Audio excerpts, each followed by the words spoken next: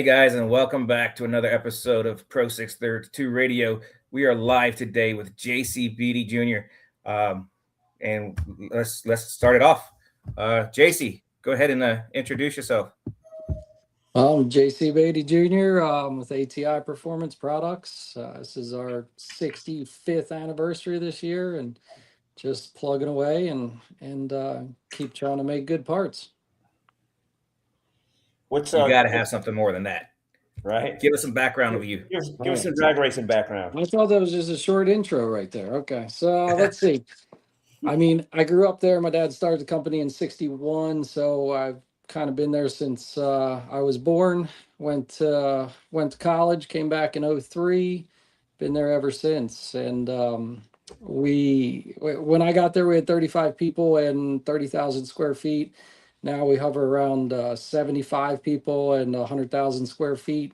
Got 36 CNC machines with half a dozen robot loaders and brand new 5-axis for making stators and other cool parts. And I've got 4-axis Makinos and 4-axis Haas and a bunch of Doosan 3-axis lathes. So we really pride ourselves on making as much as we can in-house. Buying American-made material, American-made forgings, everywhere we can do it, that's what we do. And start to finish, we make it all. So we can, if we have a problem with a part or an issue, we can come right back to ourselves and find it. But I grew up, we started go-kart racing when I was 12, and I didn't start any racing until then. And we did that for a while. We won 4 national championships in the WKA go-kart series and 36, 37 national events along the way. My dad built the motors. We had a dyno, about like you get with every other form of racing, just like I'm doing now with my son with the junior dragsters. Except, me not starting till 12, I started running James before he was 5. So he's already got, 7 extra years experience on us. So we have a lot of fun with the juniors, and it's pretty cool. We just made a junior dragster damper actually for that stuff that's working really well. But after the go-kart racing, I went to a spec chassis truck series called the Parts Pro Truck Series. I ran that for a couple years, which was some road races, some ovals. And then I ran another circle track series called the ASA, American Speed Association, which was a feeder series for ARCA and then Busch at the time. Did that for 4 years, which is kind of hard to run out of Baltimore. There's not much racing around. And took a break after that for a couple years, and we bought a '69 Camaro that quickly went from a street car to a race car and really worked on a lot of our products. And then '09, I got a drag pack Challenger, started racing that in NHRA stock. Still have that. Haven't ran it for a couple seasons, but it's a good bracket car, a good stocker. And then we were supplying GM with all the transmissions, converters, flex plates, dampers, and I was able to get one of the first 4 Copos that rolled off the assembly line. It's Copo number 8, but it's the first 4 delivered. And that car has ran NHRA super stock, one class at Indy with it, never won Indy. I was never that good at bracket racing. Not great at the other racing either, but the car is a legitimate Copo that we've slowly kind of transitioned, and now it's getting a turbocharger and 2,000 horsepower to run in Super Street with PDRA next year. It's been radial racing. It's done a little bit of everything. And then, of course, the 632 car. I've got a couple of them. And when I first looked at that class, it was a mid 430s class. And it's not anymore. It was a long time to get there. And that's where we're at. Now, JC, you spoke about some of the equipment you guys have in the shop and obviously some of the capabilities.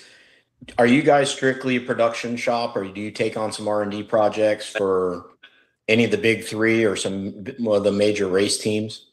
So we supply the big 3 for their race teams directly, and then I guess we would be like a tier 3 supplier, if you will. So we don't supply Chevy, Ford, Mopar direct unless it's a race car project or some of their road race projects and things like that.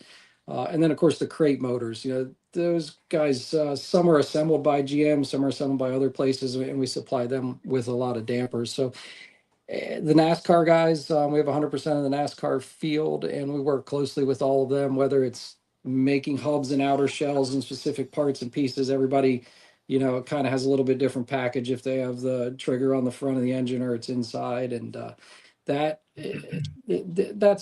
those are fun projects. We really don't have the capacity, extra people or hands to just take on random outside work. Although sometimes we'll feed a little bit through the shop. It's kind of fun to do something different every now. We just a guy I know needed a jig to hold ping pong balls to run through his printer, and I'm like, that looks like something different and fun. So we made that, and every now and then we do that. But besides the dampers, which are a really high volume part, there's 30,000 dampers a year, and each damper's got 4 parts at least. Then there's all the transmission parts and pieces and the cases. We machine all 3 cases, the Glide, the 350, the 400. We machine all those in-house. They're all cast in America, and we do all the work on them.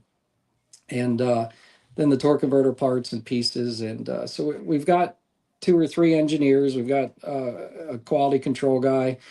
So when we need to do something new or a different part, we can usually do it. Sometimes it's not a good idea, but we do it anyway. Now, you spoke a little bit about dampeners and shells and things of that nature. I know you guys build a variety of stuff. Now, let's say in an application like 632, because that's what we're here to talk about, can you get away with an aluminum hub, aluminum shell? Is there some benefits horsepower-wise to the weight reduction, or is it purely just reducing the overall weight? So on my personal engine, I have a 7-inch 3-ring damper with a full weight inertia, which is the heaviest one we make. I've back to back damper testing. Let's go back to my stocker. It's a 6.1 Hemi, makes 700 horsepower.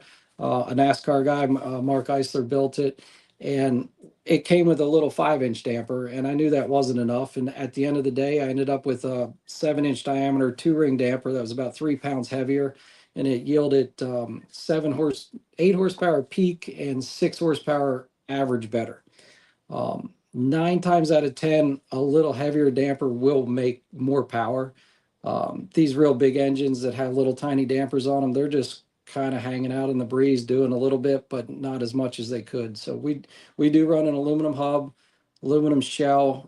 I have a modular trigger design we came up with a few years ago that you can have the shell assembly on there, and then I've got any trigger you want to bolt on, whether it's 4 teeth or 36 teeth or big stuff or holly or whatever you need. So, and that's what we run. I think 24-1 steel pickup for our holly.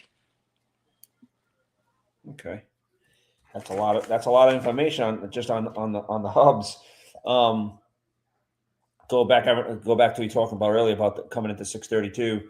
Mm-hmm. I remember when you first showed up and little James is on a 4-wheeler, and I'm like, look at this little guy, right? And he's always, I've always paid attention to him just because, I mean, he's out of this world, that kid. And the one time you were pushing and the car's going along, I look over and I don't see anybody in the car. I'm like, how's this guy getting to this car? We haven't even talked at that point, me and you. Yeah. And this little squirt gets out, and he's like a miniature adult, and he's high-fiving and elbow rubbing. And I think I ran you that round, and he come over and he was like, "Good luck, dude." And I was like, "Dude, right. Where did this kid come from?" Sounds right. He did his his licensing runs in his junior dragster at Mason-Dixon. He was not quite 5 years old yet, and we had been practicing at the shop and running it out back and doing everything else. He was like, this tall. Yeah. People are looking like, what's going on here? And the thing, it was, you had to go 20 seconds or slower, and it's like his 4-wheeler was twice as fast as that. It was really rough, but he's got it figured out. He's a great bracket racer now. He knows, he knows it all. He knows the starting line, he knows the finish line. The bracket racing for these kids makes them really good at math when they're doing decimals. So he knows all his tenths, hundredths, and thousandths. And as long as I can give him a decent car, and he does really well. We've won 3 PDRA races with him in top junior championship last year in 24. This is 5, yeah. So last year 4, and then he won a Rockingham race this year, which was a big race that we went to right around Thanksgiving. But he's he's on it. When I can keep him focused, he'll help us do whatever we need at the racetrack he can do. He packs parachutes.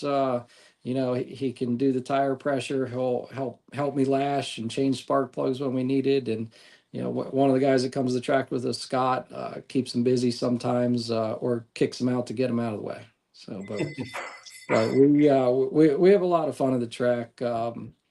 I've got a daughter that's into a lower horsepower racing. She does a lot of horseback stuff. So during this time of year, I'm just a truck driver to bring the horse and the trailer to these events, and her and her mom do her thing, and I just kind of pretend I know what's going on.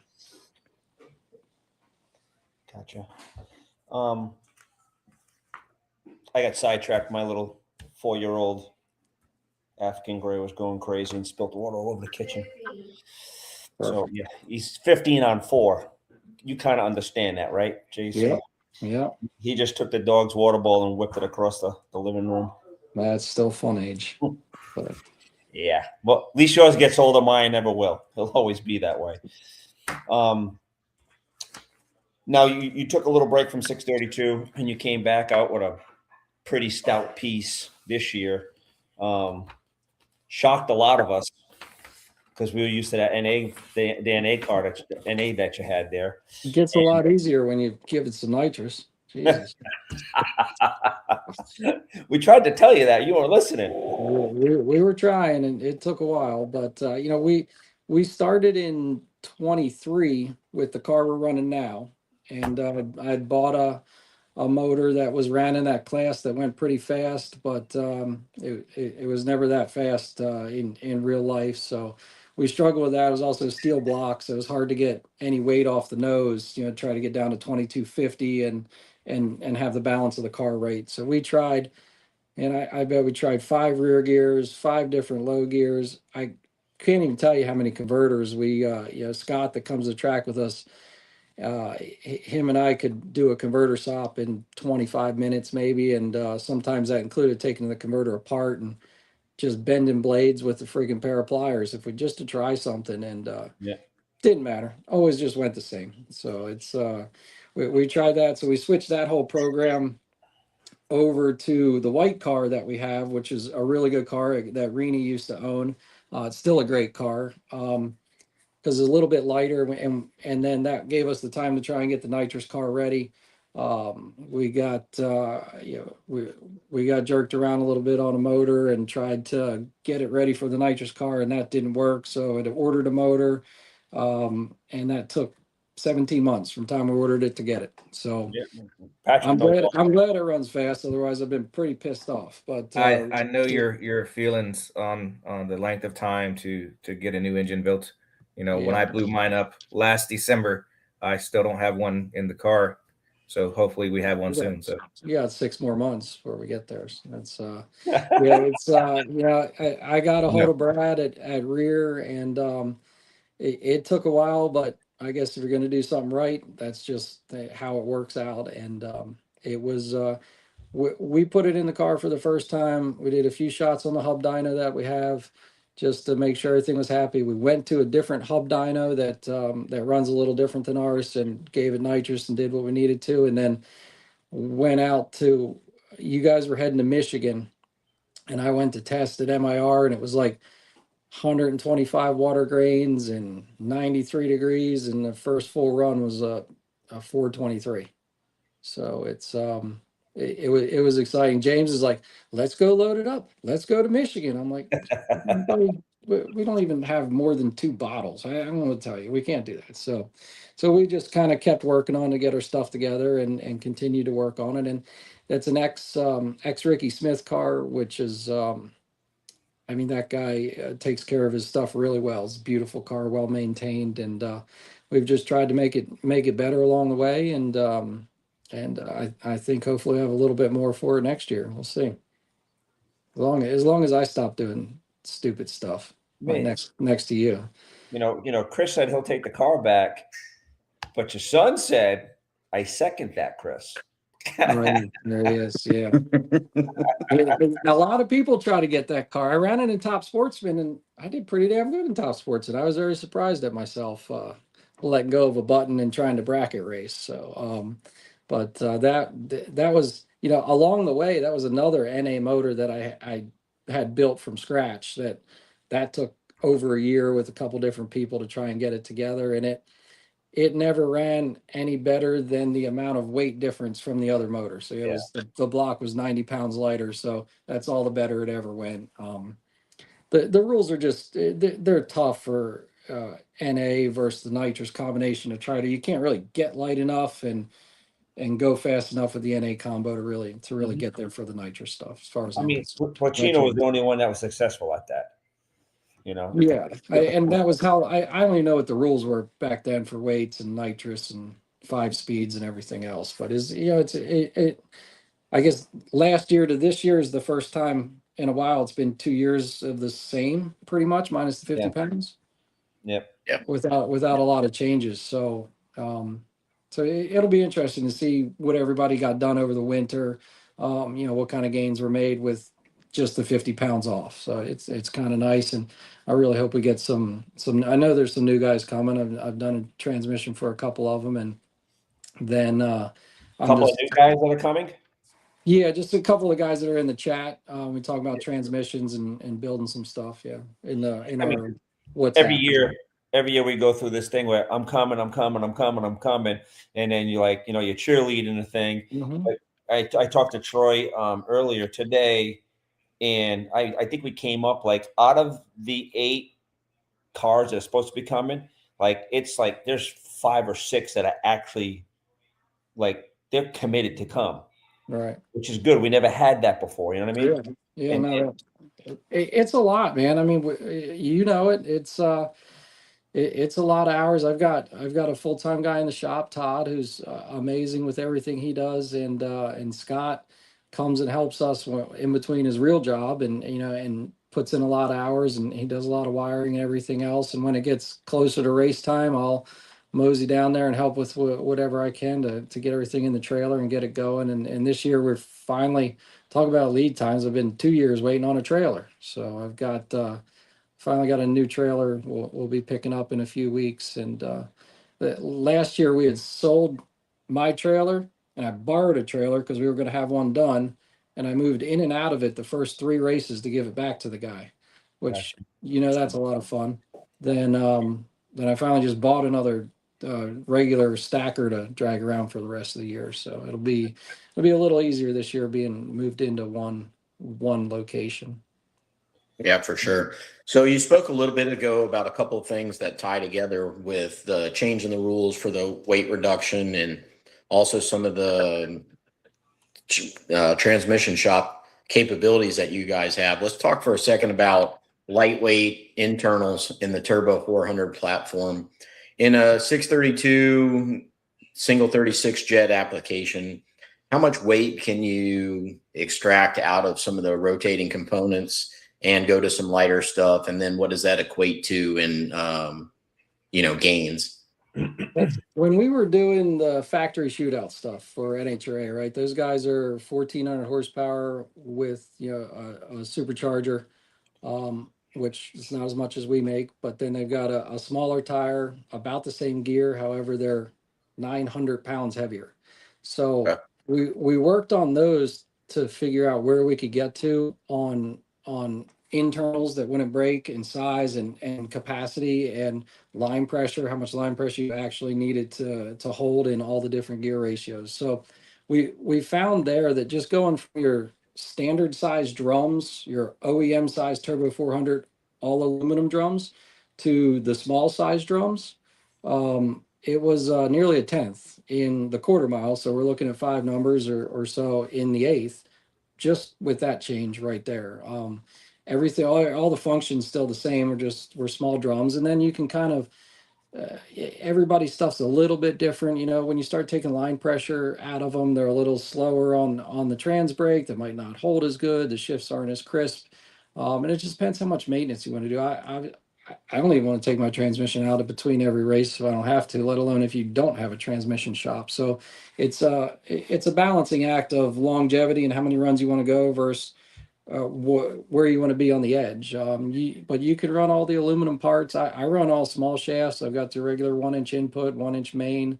It's our Vasco material. Chris for Carson's car runs a 1-inch main with a big input, just so because he already had converters with big input size in them, so it was easier to work it out that way.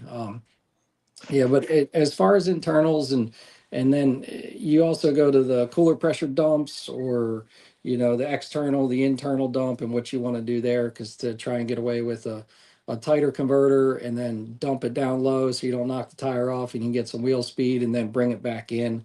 They're all just, you can go faster, but they're all tuning aids. That really, going A to B is half the battle, and then doing it fast is the rest of it. So So you can get away. if you scale down the drum and some of the shafts, and is there any gun drilled shafts or anything like that you can maintain some strength and reduce some weight? And what total weight do you think you could get out of a trans? So the rotating weight versus just the static weight,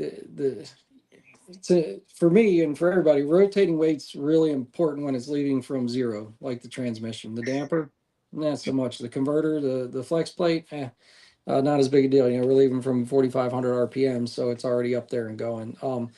The drums being small is really as light as you can get. You still have to have steel for the sprag areas. Then the shafts being 1-inch, can't get a hole in them, and if you can, there's already a hole for some lube. The output shaft is gun drilled, but we're talking ounces. I mean, it does take ounces to get to pounds, so we do look at all that. And then but aside from that, that's it. We've got the output shaft, the intermediate main shaft, the input shaft, and the small drums. You can coat whatever you want. I can't really say it's better or worse over a rim finish, making them shiny. Most of the coatings just come off anyway. So I've tried all that stuff. The pump gear being coated, all of our pump gears and all the pumps we sell, the super pump, we've got calico coated gears and anti-wear plates, and the stuff is just so slippery. Every little bit there helps. So, then after all that's left after that's the fluid. We've got 0 through 50 weight fluid, and everybody can run a little bit different combination. You can run 0 weight in these cars without a problem, but it's not a dry sump, in the transmission, but there's still, the parts aren't really spinning through any static fluid inside of there. The fluid's down in the pan. Yes, there's some mist. So the thinner fluid, as long as you can maintain line pressure, because you lose a little bit, and as long as the converter does not get too loose, then you're okay with the thinner fluids. But the fluid's really another tuning aid, just like the cooler pressure, the internal external dumps. So that Hey, being we had said, a question from Troy in regards to your opinion on sprag versus spragless. Spragless is fine for 1/8 mile stuff. It's a 1/4 mile. I definitely like to have a sprag so that it's free to rotate. The stator's held still while you're multiplying torque, and I don't really know where it starts to move. Let's say somewhere around the 330, it's going to try to start spinning some. Sprags are good. I run a diode in mine, just about everybody else, especially with the bolt together. Because it's just, the diode's a pretty expensive part. It's over $300 part, so you can have your stators and everything sitting there instead of having $1,500 of diodes. You got one and maybe a spare, and you just drop it in if you're changing stators. So the spragless is really good for like the dragsters, the .90 guys that launch and jump right off it, and then the throttle stop comes back in, because then you're hitting the sprag twice, so it's easier to break it. Also, with those bigger tires and dragsters, and they snatch the tires on the burnout, it's hard. And I mean, quite frankly, a lot of people that don't use a quality sprag, we make our inner and outer races and everything else, and we know how to make them. There's a lot of shit that comes over from overseas that's like okay, but it's not perfect, and you're hurting sprags and doing different things. The tolerance on the sprags, like plus or minus 0.2 on your ground finish for inside the inner and outer race. So a lot of people have a bad taste about sprags because they break, but they don't really break if they're made correctly and you take care of them. But to answer his question, I run a diode. I absolutely, I like that better, but you can certainly get away with a spragless. I don't think it slows you down or picks you up. So JC, going back to what we were talking about on fluid weight, would it be true to say that you could split a stator before making a change with fluid weight to try to get somewhere maybe in the middle or closer if you wanted to make a tuning change with just fluid alone? Yeah, absolutely. I from 0 to the 30 weight, you can't really dump the 50 weight in. It's like if I dumped all the fluid out and dumped 50 weight straight in, the car would shut off when I put it in gear. That's how much tighter it is. Okay. But if you're going to go from 30 weight to 10 weight, you're going to see a couple hundred RPM in flash for sure. 0 weight to the 30 weight, you could see 300, and then that's magnified with your cooler pressure dump as well from there. So it's So would that change? it's a tuning aid.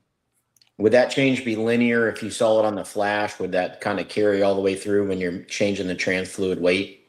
It will still usually couple just as well up high, because by then everything's had time to catch up. When you're shocking it off the line, let go of the button with the flash, it's going through this thin fluid. It instead of 7,000, it goes to 72, 7,300, but then it rolls over and the drive shaft starts to catch up. So no, it doesn't gain more percentage of slip at the top end. You're going to see a little. If you go from 0 to 30 weight, you're going to see a little bit, but it's not going to be the same amount. Now you have your own brand of oil, right? That you use and sell. Okay. It's my father hated synthetic fluid. He always did. The only fluid we were ever allowed to use was Type F. As long as it was he didn't care if it was Walmart Type F. We liked Castrol the best. And finally I'm like, and I really think a synthetic fluid's better on a lot of levels than your regular petroleum fluid, which we all know it is.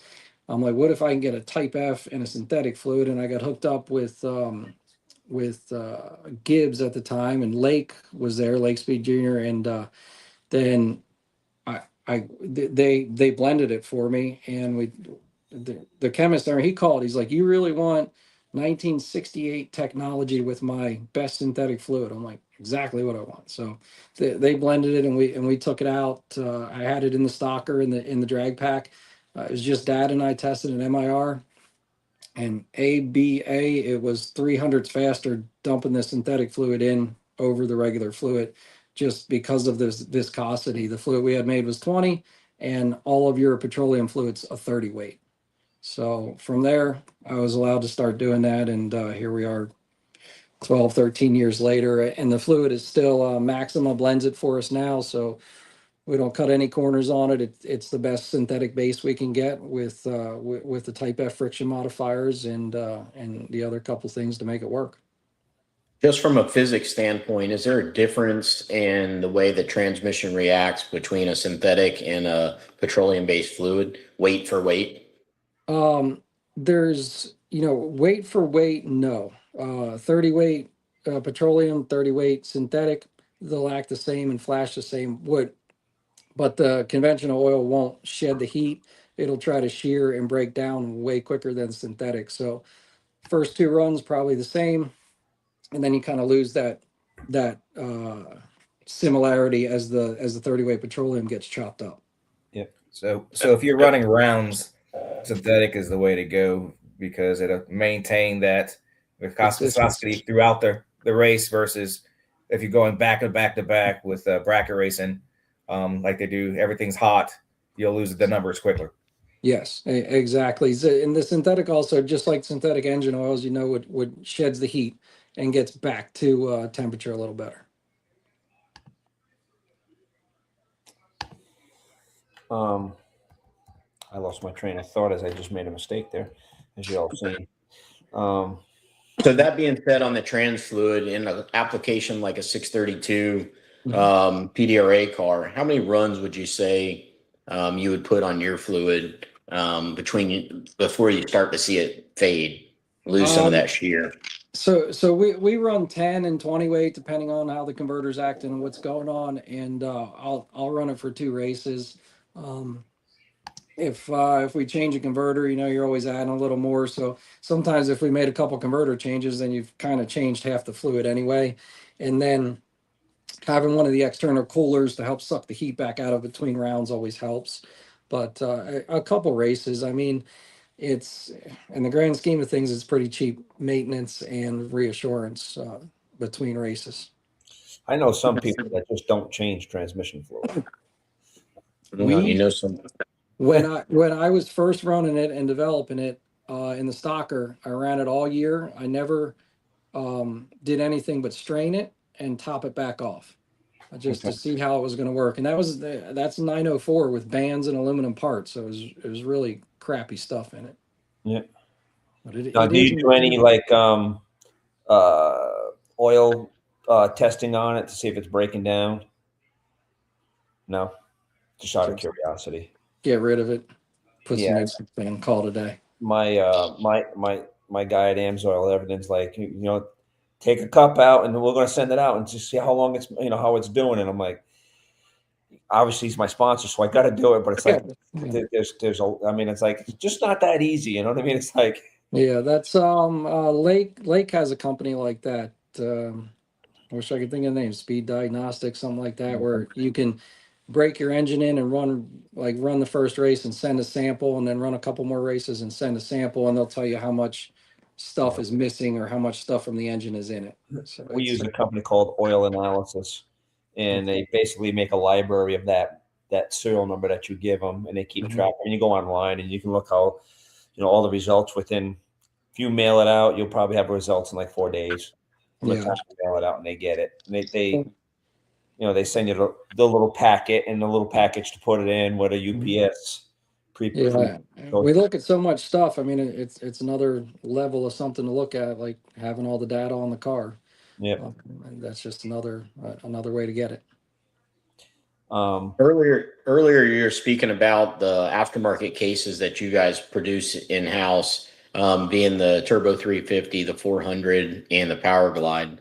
Do you ever think at some point we'll ever get to see an OEM trans with more than 3 forward gears in it be able to compete at, like, say, the PDRA level?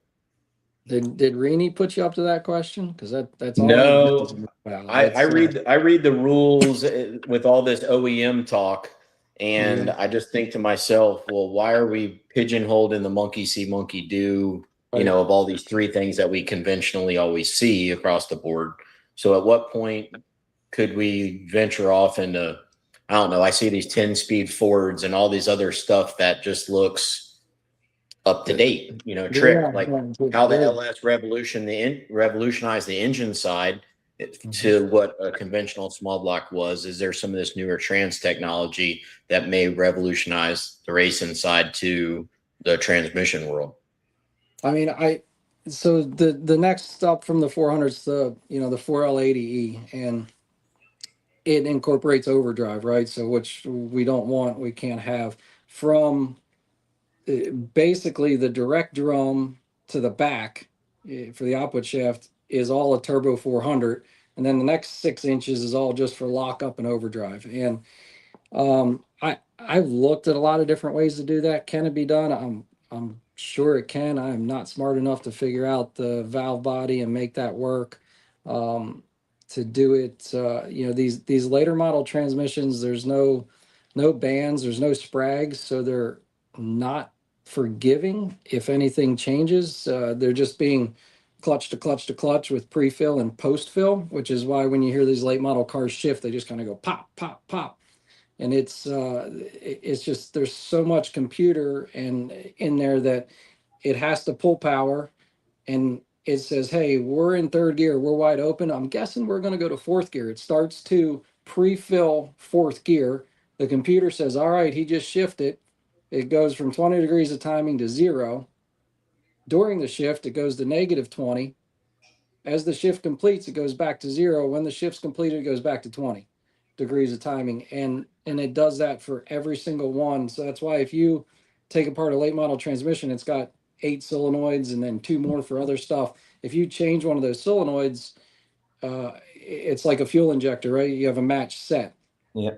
The computer has to relearn that, just like when you rebuild a transmission and you've changed the clutch stack clearances, you changed it 20 or 30 thousandths, it's got to know for that pre-fill and then post-fill when it lets go. So, if you took a late model transmission, the next problem is all of your upper gears are overdrives. So you've got like the 10-speed's got a 472 or something first gear. So really we would need to leave in like a special ratio third gear and then figure out how to have enough shifts to not get into overdrive. You'd really have to start from scratch as far as I've thought about it. I'm sure everybody else has thought about it a little bit.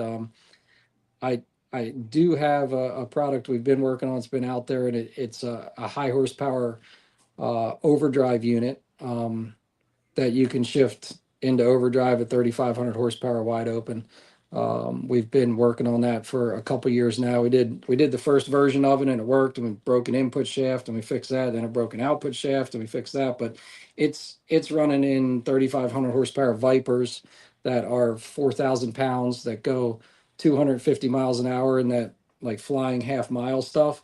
Yeah. And then they drive it to Texas Roadhouse for dinner. So that's definitely something that could function, and then you would, to make it not overdrive, you would run it and it would be first gear, second gear, fire the overdrive, then go to high gear. But it's 50 pounds. It adds length. Is it possible? Yes. Is it very close for me? No. I'd like to say I could figure it out, but I failed physics in college. I dropped out of engineering. It was too hard. Business management with a small business management degree. And if I got to make something, I can sketch it. And yeah, I've got some guys at the shop that are pretty awesome. Our shop foreman's been with us since he was 18. And if I need something made, I can tell Harry what it needs to be, and usually just send an email or a text and he can whip it out. And then if we need something really cool, like some weird stators or things like that, then the engineers draw it and our computer programmer will program it, and then the 5-axis machine will make it. Good deal. Now, on the flip side of that, is there capabilities in the Turbo 350 platform to withstand behind a 632 in our application that we race at PDRA? Right now, there's not. We've got the case, so we can do the line pressure. You still need to work on a few of the other parts. Nobody makes the back side of the pump. Your second gear shifting is in the back side of the pump with everything there instead of the intermediate section.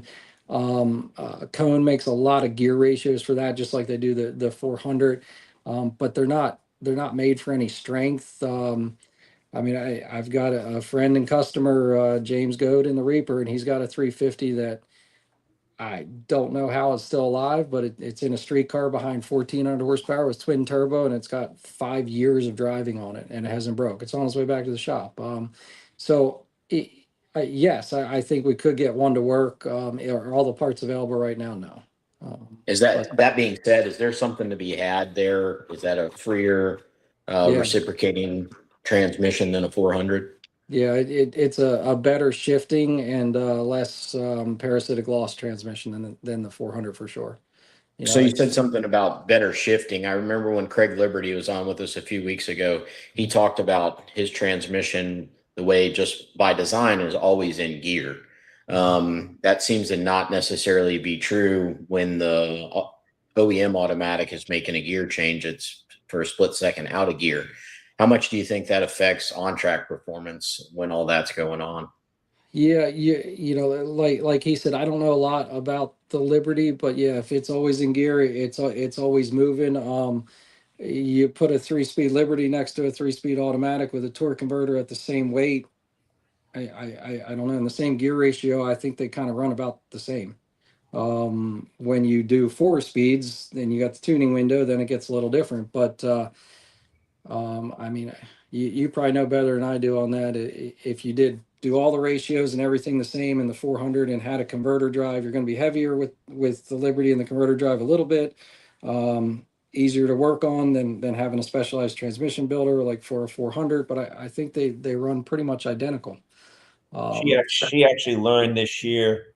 I forgot where we're at, and she ET'd really good And then she ET'd shitty. They were in Virginia. She said, no, car's faster with a 3-speed Liberty in it than it's a 4-speed. And I was like, really? And she's like, yeah, no, it's just the way it is. She was well, that's also within our rule package as well. So, I mean, there's some different weight tiers based on that trans change. Definitely on that. It's, obviously you're done at 3 speeds or 2 speeds with the automatic. So you don't have another option right now for 4 and 5 speeds, and you got to take the weight penalty with it. I mean, we look at what Melnick ran and what the rest of us ran. It's pretty close. It's not. I agree with you. Which is why we didn't have a big rule change after 5,000 WhatsApp messages about all that shit. We did good, and then another 1,000 after a 50-pound change, and right here we are. Sky's falling. The sky's falling. It's miserable. Yeah, and one person who can't get all the 100 out of the car is Patrick, and he was good with it. He's like, I'll race it. I don't care. Yeah, no matter what, race it. Hey, I'm using my feet, so it's okay. I thought it was pretty good. I was happy not to see a lot of changes since we only had. We really didn't have a lot of runs on our car this year. Between some stupid relay stuff happening, some people, me forgetting to turn the nitrous on, steering wheel falling off, things like that. Steering wheel falling off. Yeah, I was coming for you, but you were one way or the other. I've got I think 37 runs we counted total on the car. So we've got a lot to learn still, try and figure it out. And our tuner's pretty smart with that stuff and really cool. And sometimes I think he makes us change stators just so he can laugh at us working. But So you have an offsite tuner, right? Correct? Yeah. He doesn't come to the track much. He's come testing with us, things like that. His name's Dave Hamlin. He does really good. So he's super sharp. He tunes like the Candyman blower car that's been running Pro Mod now, and Weddle, who obviously ran with us for a while now. He's doing LDR. They won the Snowbirds, and then a whole bunch of turbo guys and other guys. And we've got he's going to be tuning the Copo, which is coming back out with a turbo, and I've never had one of those. So you're going to race 2 classes this year coming up. You're going to try.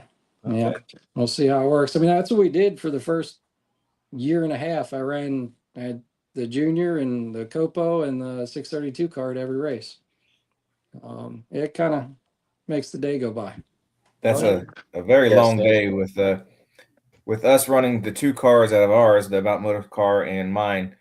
Mine was just hey, go race it, do a little bit. The Mount Motor car is a lot of work. So with 3 cars, I can just imagine the amount of work that's going on in the.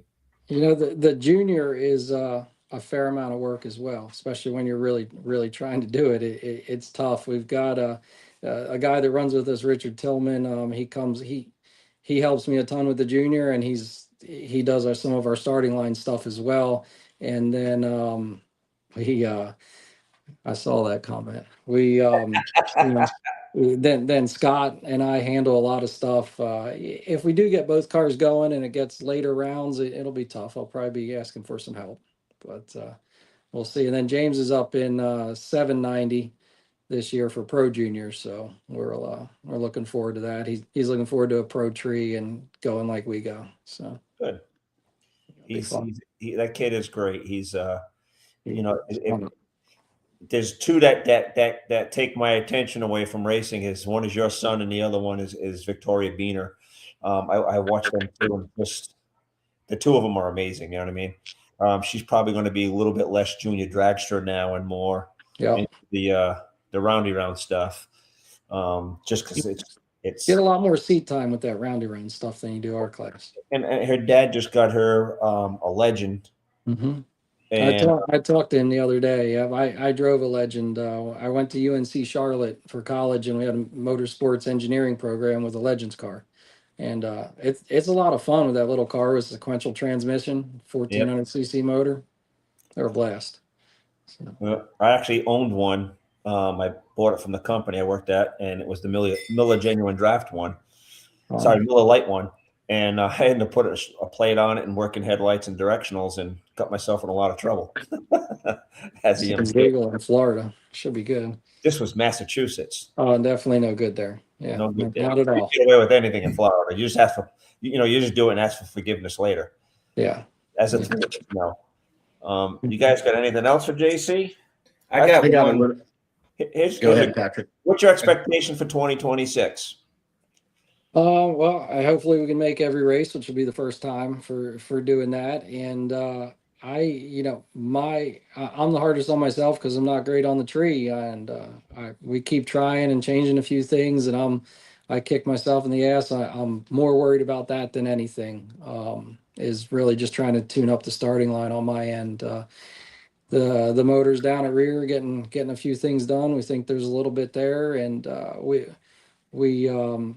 we kind of have a decent routine now with getting back from the race and checking everything, pulling the springs, and just knowing what to do. I mean, the first race at Bristol, I didn't put a valve cover off till we broke a valve spring, and Brad's like, you need to be checking this shit every pass. I'm like, I don't know, I'm sorry. All right, we'll check it.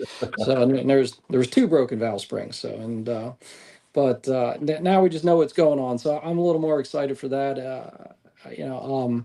I obviously the car is right there in the top handful, and which is good. I would love to see the whole class be within a 10th or something. That's, to me, it's exciting that way when there's no gimmies. No, once they went to the pick jet, it tightened right up, and it was just like, I woke up the next morning like, this ain't fun no more. You know what I mean? I'm like, we're on top of each other. This is nerve wracking, And of course, Matt Buckley's, always laid back. Don't worry about it. It's nothing but a race. You know what I mean? Like just running and watching like Carson run he's got a delay box so he doesn't go friggin' red, and I'm pushing the tree all I can, and he's got to do good, otherwise his mom will kick his ass. So yes, you will. You need to get one of those Swanstrom trans brake buttons there for $153. I mean, you didn't see it online? Sounds pretty cheap for the shit we do, Jason. But I mean, I've got the Biondo 00 button, and I've got it pushed so far. I'm like, God, I hope it holds. I hope it holds. And it holds. And I'm like, oh, okay, I'm still 40. Great. But who was the other one that posted that trans brake button up? Steve Kirk Jr. Who was it? Steve Kirk Jr. He did. He's got a really good button. And Travis Harvey. To check them out. Man, they're talking trash about your reaction time. Hey, quick question: did you have any work with that 8-second C8? No. There might be a damper on it, but I couldn't tell you. Oh, okay. I was just curious. It's all over the internet right now with this thing. Yeah, so I saw it go. The transmission wise, I just got like a ZR1, a 2019 ZR1 transmission in, things like that. We do them, but we do a lot of 8 and 10 speed stuff. But those guys, we got nothing but a damper for them at this point. Oh, okay. That's all I got. That now there's this year when you came out, obviously you're testing some product in your own race car, which is great. I understand that you got a pretty hot rod converter. Is that stuff, ongoing in development, stuff that can be purchased through you? Yeah. It looked like your car performed at, right there on top, ran big speed and things of that nature. I'm sure, everything in, your company's 65 years of background all went into that. If a guy wanted to reach out and get a converter, for their application, what's the lead time and things like that? Yeah, so it helps because we make everything. We sell a lot of our kits and parts too to other guys, and we buy some parts from other guys. But converter wise for a bolt together, if we spec'd one out on Monday, it would ship on Wednesday or Thursday without a problem. Stator wise, we can pick one for you. Yeah, we really, my tuner told us what he wanted to go in the converter, and there's not a lot of rocket science. I'm pretty sure we all have the same stuff. Basically, I bet the whole class has anywhere from 1735 to an 1837 or some stator in there, and it just depends where you want it to flash with your core and your rear gear, and if you're running the big tires or the small tires. I mean, you know it as an engine builder, everybody needs something a little different. And if I gave my converter to Jason with his transmission, and if our low gears were the same or the cooler pressure is the same, it's the whole package. You can't just drop one part. It's like you can't just drop one piece of the package in and have it all of a sudden be magically fast. The converter and its efficiency up top, along with the fluid choice, along with the horsepower, brings the speed with it. But we Sure. we use the cars, all of them, for R&D and marketing. It's a lot of work. Obviously, I could be sitting on the beach instead of out there laying on the asphalt, but it's what we do. And we're out there with our customers, and if somebody needs something, hopefully I have it, and we can all kind of learn a little bit together for it. But transmission and converter wise, anybody that wants to buy anything, it's available. They want it out of the car at the end of the race, you can have it out of the car. It's not a bunch of magic. Sure. Gotcha. Everybody else all set? I mean, we wore JC out. Good. Well, that's what it's for. He gave us a lot of good information. Everybody's getting psyched, going into the season. I see that 70 days till race day, so we're just, trying to promote the class, trying to fill in some of this downtime with, guys like JC and spotlighting some of the products they make and things of that nature. And JC, what's the easiest way to get a hold of ATI or yourself if somebody wanted some of the products we spoke on? Yeah, I mean, really just go on the website, shoot us an email. The guys get all those, anything that's out of their realm that they shoot to me, whether it's, sales at atiracing.com or marketing or info at atiracing, it all comes up. Then if there's anything specific for a 632, then guys usually get a hold of me through Facebook or Instagram or something. And I'm happy to chat about that and steer them in the right direction or wherever I can, because without the company, there's no 632 car. So that's what it's there for. Chris Rainey doesn't want you to share any information, just letting you know. Yeah, he's pretty tight-lipped about some of that stuff, but I'm like, I mean, I just post exactly what I send him on Instagram, and I block him so he can't see it. We're good. So his I think he's a closet wannabe 632 racer, to be honest with you. I think he likes it. I asked him about IHRA or PDRA. He's like, I got to be a PDRA to run that 632 car. I'm like, all right, I see how it is. But Right. those guys do good. As long as they keep Emily at bay, we're in good shape. So You're brave. Right. yeah. Well, thanks for your time tonight. We really appreciate it, and we're looking forward to the beginning of the season. Yeah, same here. Thanks for having me on, guys. Thanks for doing the show. We appreciate it. All right. Have a Good night. Bye-bye.